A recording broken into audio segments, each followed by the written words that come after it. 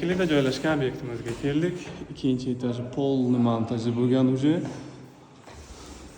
Sinov o'tkazilgan, hammasi gofrda chiroyli liniyalarda o'tgan. Podrezetniklar o'rnatilgan. Четкий. Gladkий ровный shtrobalar tushgan.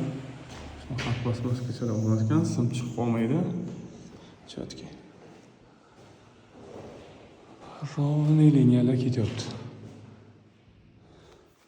Nimaga klipsa bilan qimmatlaysiz deyishingiz mumkin.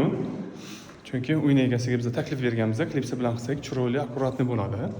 Klipsa berayotgan narsa u krasota, в первую очередь это. O'shandek, lekin aytdik, u ham xarajat. Xohlasangiz lapsha bilan qilamiz, arzonroq tushadi. U krasota menga kerak emas, patolog tagida qoladi. Самое главное, безопасность deganlar. Böyle bizden pasınız bo'lsa mana